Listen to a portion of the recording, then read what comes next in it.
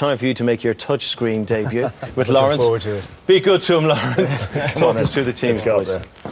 Let's go and see how the two teams line up for this game. Declan Kidney's been changing his 15 over the last four warm-up matches, and let's just see the team that he's selected for this game against the USA. And obviously up front is going to be a key contest. One man that's come back into the team is is Jennings here. Yeah, Shane Jennings straight in. He's in for the very unfortunate David Wallace, who got injured in the last warm-up game against England. He did his knee.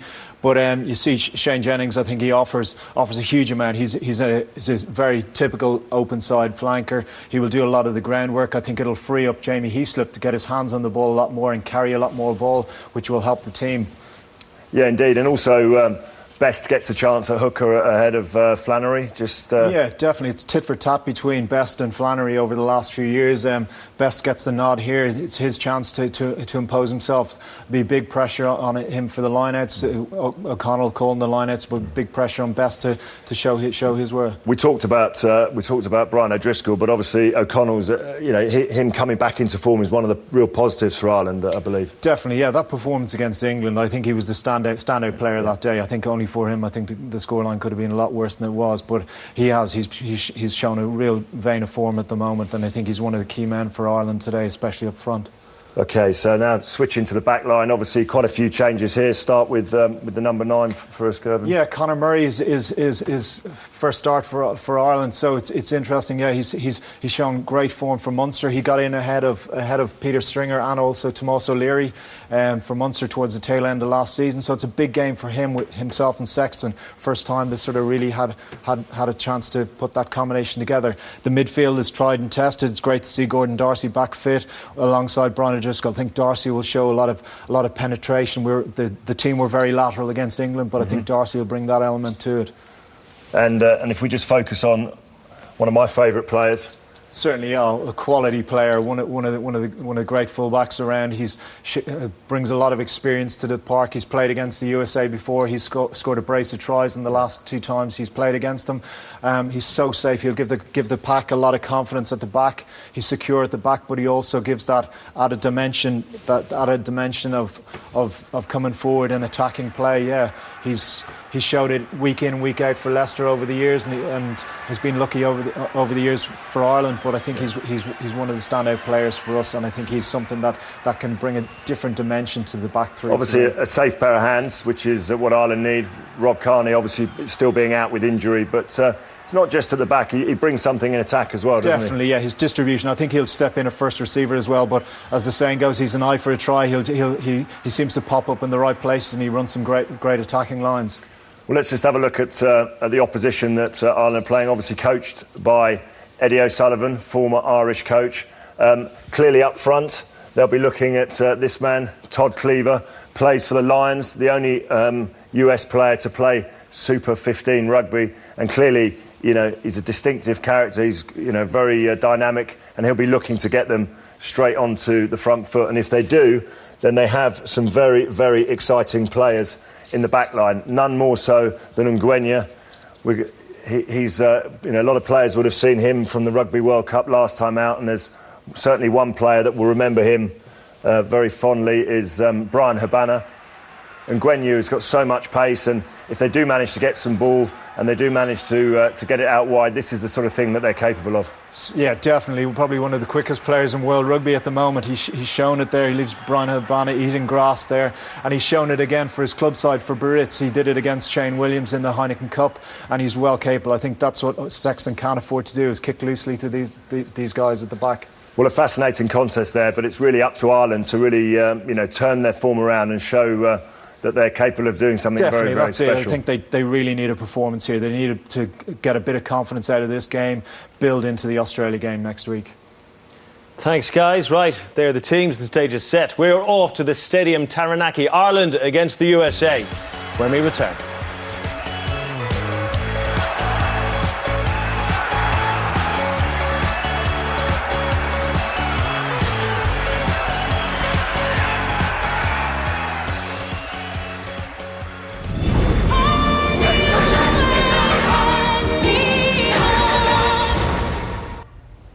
Well, if you've just joined us, I can tell you earlier this morning Australia got their World Cup off to winning ways against Italy. Can Ireland do the same against the USA? Not only will they have to get over that 15 men from the United States, but their coach, former Ireland coach, Eddie O'Sullivan. Let's hear what he has to say. Eddie, obviously opening matches in the World Cup are nervous times for players, but I suppose today, given everything that's happening in America, how are your players dealing with it? Well, they're pretty fired up, to be honest. I suppose the trick is containing our emotions. It's been a long day, late kick-off, so it's been building gradually. But we're looking forward to it. You know, it's what all these players have worked for the last 4 years, so it's here at last. So. Obviously, you know quite a few of the Irish players very well. Is there anything in particular you've asked your team to focus on today to try and cause an upset? I think the key for us is just to do the simple things well, which will be another challenge in the weather conditions. Hold on to the ball, make our tackles, win our set pieces, and try and work our way through the game, try and stay in touch with Ireland as long as we can, keep the game competitive, and let the clock run down and see where we are getting into the last quarter.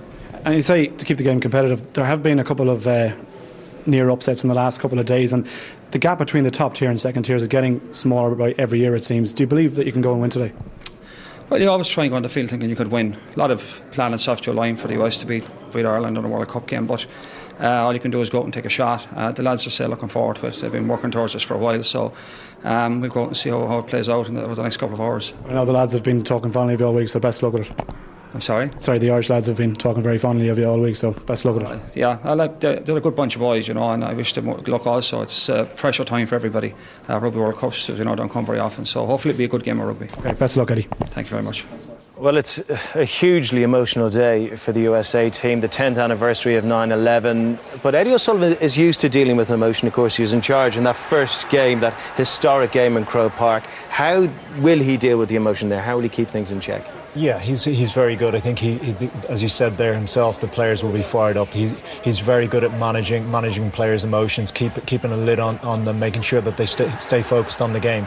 He'll have analysed Ireland and he'll implement. He's very tactically astute. He'll implement a very simple game plan. He'll identify a few key points, a few key areas to attack Ireland, and he'll get the guys focused on that to try and make sure that they're really focusing on the game rather than the periphery stuff going on around. OK, well, the teams have been called to the field with that traditional Maori welcome. It is Ireland against the USA. Our commentators for this one, Alan Quinlan, and first, Simon Ward.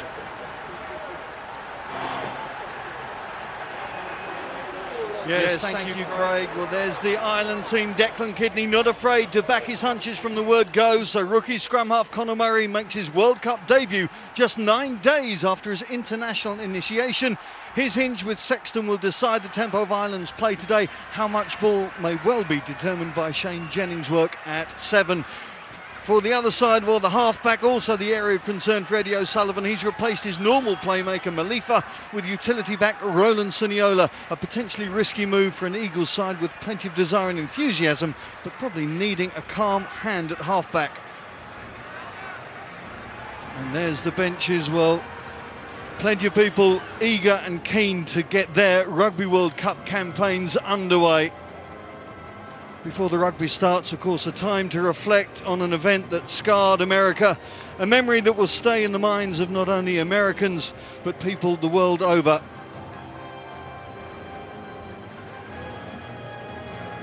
Now, in silence, we are going to remember the events and the consequences of 9/11. Ladies and gentlemen, today marks the 10-year anniversary of the September 11, 2001 events in the United States. To commemorate the members of the rugby community who lost their lives on September 11, please be upstanding for a moment's silence.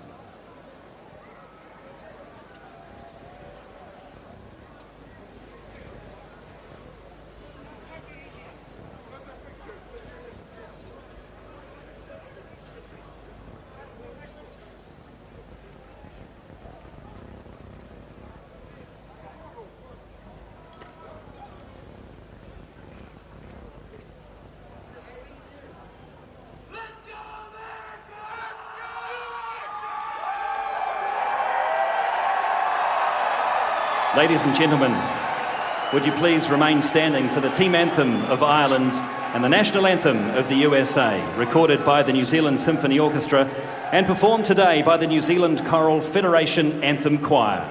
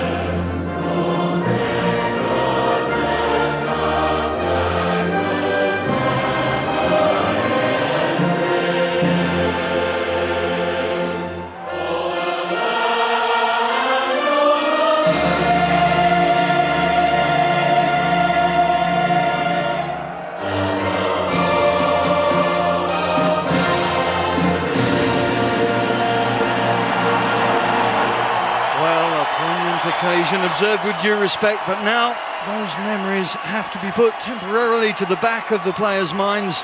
Their focus has to be on the job in hand, their eyes on the ball, even of course though their vision may be blurred with those tears. Alan Quinlan, two teams that are coming into this match with no real form, both of them of course desperate to get victory to start this campaign.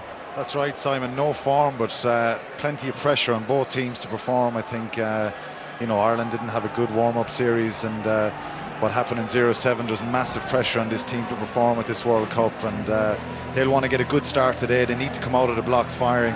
On the other side then you have the USA team, which, you know, what happened in 9/11, it's a massive honour to play for your country, but couple that with the fact what happened in 9/11, it's a really emotional, highly charged day for them, so they're going to be fired up for this game, and I'm sure they'll want to get a good start as well against Ireland. Of course, when we look at those summer fixtures for the Irish, not only did they lose all four of those fixtures, but they only scored 3 tries, and of course all of those in that Dublin defeat to France. Is that a cause for concern for the way that Ireland are trying to play? Yeah, obviously I think, you know, as I said, their form was very poor. They didn't show the true class that I think this team has. You know, they've a lot of experience, a couple of world-class players in their team, but they just haven't performed. They're undercooked with match fitness. You look at Darcy and O'Driscoll, they've only played, O'Driscoll's only played once, Darcy's only played twice, and they haven't performed. And when those guys play well for Ireland, Ireland usually play well as a team. So there's lots of combinations, and you know, certainly it's a worry coming in. They need to score tries, and as I said, get a good start to this campaign because they need to get their confidence up. It's interesting, of course, you mentioned Brian O'Driscoll. You think he's Ireland's most capped player, nation's most prolific try scorer. He's captained the country more than twice as many times as anybody else. In this year's Six Nations, the record for the number of championship tries. He's won the Heineken twice for Leinster. He's captain